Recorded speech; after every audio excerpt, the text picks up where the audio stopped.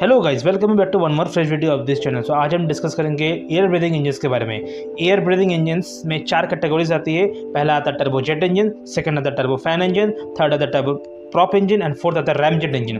तो इस वीडियो में हम जेट इंजन को थोड़ा बहुत डिस्कस करेंगे। अगर एक जेट इंजन को थोड़ा बहुत ब्रॉडली क्लासीफाई कर दिया जाए तो उसमें 4 सेक्शंस देखने को मिलते हैं। पहला जो सेक्शन है वो एयर इनटेक का आता है, सेकंड जो सेक्शन है वो कंप्रेशन रीजन आता है, थर्ड जो सेक्शन है वो कंबशन चैम्बर होती है, और जो फोर्थ सेक्शन होती है वो एग्जॉस्ट सेक्शन होती है। तो पहले हवा जो है एटमॉस्फेयर से अंदर आती है थ्रू एयर इनटेक्स। आज के दौर पे DSI यानी कि डाइवर्टरलेस सुपरसोनिक इनलेट्स को यूज़ किया जाता है, जो कि मॉडर्न होती है और 5th जनरेशन फाइटर एयरक्राफ्ट में यूज़ होती है। ये जो डाइवर्टरलेस सुपरसोनिक इनलेट्स है, ये जो एयरक्राफ्ट है उसका RCS को रिड्यूस कर देता है।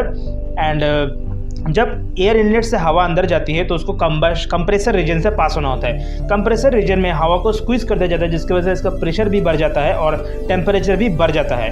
अब जो मॉलिक्यूल्स होते हैं हवा के, वो एक दूसरे के पास आ चुके होते हैं। अब इस कंप्रेस्ड एयर को कंबशन चैम्बर में भेज दिया जाता है। कंबशन चैम्बर में कुछ इस तरीके से डिज़ाइन किया जाता है कि उसमें छेद होते हैं जहाँ पे आपको फ्यूल भी ऐड किया जाता है और हवाओं को भी पास किया जाता है। एरोप्लेन से फिर मैं कहूँ इंजन्स में, एरोनॉटिक्स इंजन में जो फ्यूल यूज होता है वो एविएशन टर्बाइन फ्यूल।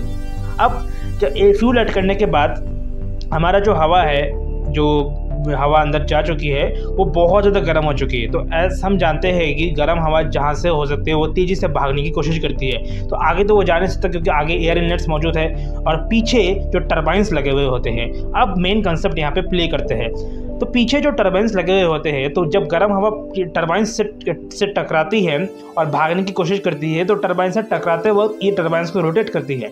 टर्बाइंस को जब रोटेट करती है तो टर्बाइन से एक शाफ्ट जो है वो कंप्रेसर रीजन से कनेक्टेड हुआ रहता है। तो जब टर्बाइंस को रोटेट करते हैं तो वो शाफ्ट की मदद से जो कंप्रेसर रीजन है वो भी रोटेट करता है, जिसकी वजह से और हवाओं को एयर इनलेट्स के थ्रू सक कर दिया जाता है और जो ओवरऑल फिनोमेनन है उसको परफॉर्म कर दिया जाता है।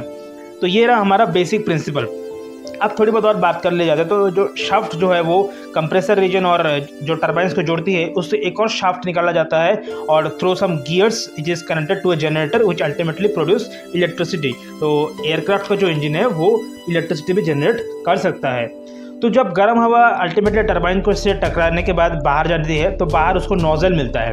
नोजल बेसिकली होता है क्या कि ये हवाओं को डिसाइड करता है, यानी कि ये कंप्रेस भी हो जाता है और एक्सपांड भी हो जाता है। तो जितना ज़्यादा आपको थ्रस्ट चाहिए उतना ज़्यादा कंप्रेस हो जाएगा और अगर कम थ्रस्ट चाहिए तो वो एक्सपांड हो जाएगा। So nozzle determines the intensity of the thrust. ठीक है, ये होती है बेसिक प्रिंसिपल। अब टर्बो जेट इंजन से हम थोड़ा आगे बढ़ते हैं टर्बो फैन इंजन की तरफ। टर्बो फैन इंजन बेसिकली एक modern version of turbo jet engine है। इसमें आगे की तरफ एक पंखा लगा दिया जाता है। तो बेसिकली इस बनाने का जो नेसेसिटी है वो तब सामने आया जब ये देखा गया कि टर्बो जेट इंजन जो है उसकी एफिशिएंसी बहुत ही कम है। तो इसकी वजह से थोड़ा बहुत और रिसर्च किया गया और टर्बो फैन इंजन को सामने लाया गया, तो जिसकी एफिशिएंसी बहुत अच्छी मानी जाती है compare to turbo jet engine. तो टर्बो फैन इंजन में बेसिकली टर्बो फैन इंजन काम जो करता है वो हवाओं का बाईपास करता है।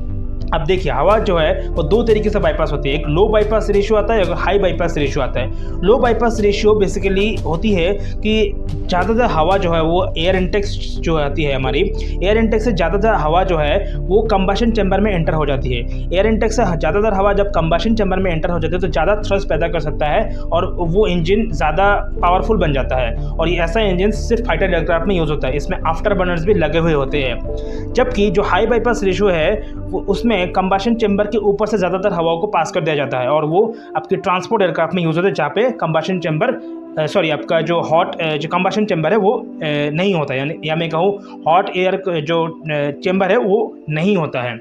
और आपके जो लो बाईपास रेशियो है वो फाइटर एयरक्राफ्ट जैसे F-18 सुपर 100 यूरोफाइटर टाइफून इस सब में यूज़ होता है। और आपके हाई बाईपास रेशियो वाले जो ट्रांसपोर्ट एयरक्राफ्ट बोइंग 747 या फिर मैं कहूँ एयरबस A380 इसमें यूज़ होता है। अब बात कर ले जाते हैं इंडिया की स्टैंड के बारे में। तो इंडिया ने 1980s में अपना प्रोग्राम शुरू किया, कावेरी इंजन प्रोजेक्ट। ये इंजन जो था वो तेजस फाइटर जेट को पावर करने के लिए बनाया जाना था, लेकिन 1980s से अभी तक ये इंजन पूरी तरीके से बनकर रेडी नहीं हुआ है। इसमें बहुत सारा फेलियर हमें देखने को मिला है क्योंकि हम जो चीज़ें हैं वो फर्स्ट टाइम ट्राई कर रहे थे। लेकिन जो अभी का जो न्यूज़ है उसके हिसाब से डीआरडीओ के डीएमआरएल लैब ने रिसेंटली एक जो सिंगल क्रिस्टल ब्लेड्स होती है, या मैं थोड़ा आपको पहले ब्रीफली डिस्कस करता हूँ जो कावेरी इंजन के जो फेलियर्स है उसके रीजंस क्या थे। तो कावेरी इंजन का जो फेलियर का जो रीज़न था वो फर्स्ट रीजन ये था कि उसके जो इंजन है बहुत ज़्यादा नॉइस करते थे। एंड जो मेन इंपॉर्टेंट रीज़न था, जो कि मेन इंपॉर्टेंट रीज़न है, वो ये है कि उसके जो सिंगल क्रिस्टल ब्लेड्स होती है वो अच्छे से अपना काम नहीं कर पाती है। अब सिंगल क्रिस्टल ब्लेड्स की थोड़ी बहुत बात कर ली जाती है। तो सिंगल क्रिस्टल ब्लेड्स बेसिकली आइकोनल और निमोनिक के बने हुए होते हैं। ये निकोल के अलॉयज है, इसको आपको कास्टिंग के थ्रू इसको मैन्युफैक्चर किया जाता है। सो रिसेंटली डीएमआरएल यानी कि डीआरडीओ की जो डीएमआरएल लैब है इसने इसको मैन्युफैक्चर किया है for HAS helicopter engine. So देखते हैं ये कहाँ तक जाता है भारत के एयरक्राफ्ट इंजन प्रोग्राम में। एंड रिसेंटली हमारे डीआरडीओ के डीएमआरएल ने एक और चीज़ डेवलप किया जो कि isothermal forging technology for jet engine. ये बेसिकली होता है क्या है कि जो हमारे कंप्रेसर डिस्क्स होते हैं, जो टरबाइन में कंप्रेसर डिस्क होते हैं जिसके ऊपर ये आपके सिंगल क्रिस्टल ब्लेड्स माउंट होते हैं, उसको मैन्युफैक्चर किया डीएमआरएल ने।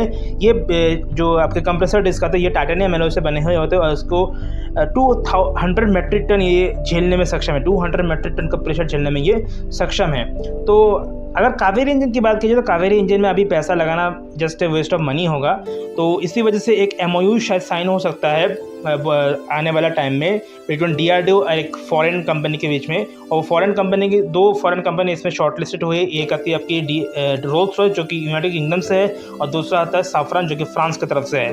तो अब देखने वाली बात है कि डीआरडीओ किसके तरफ जाता है इस इंजन को बनाने के लिए। और ये जो इंजन है वो 110 किलो न्यूटन क्लास का एक इंजन होगा। So let's see, our fingers are crossed when this MOU will be signed and when India will get their first indigenous fighter aircraft engine. So thanks for watching the video. अगर आपको video अच्छा लगता है like और share जरूर कर देना। Channel पे नए तो लाइक और शेयर और साथ में सब्सक्राइब भी ज़रूर कर देना ताकि आपको आगे ऐसा कंटेंट और देखने को मिले।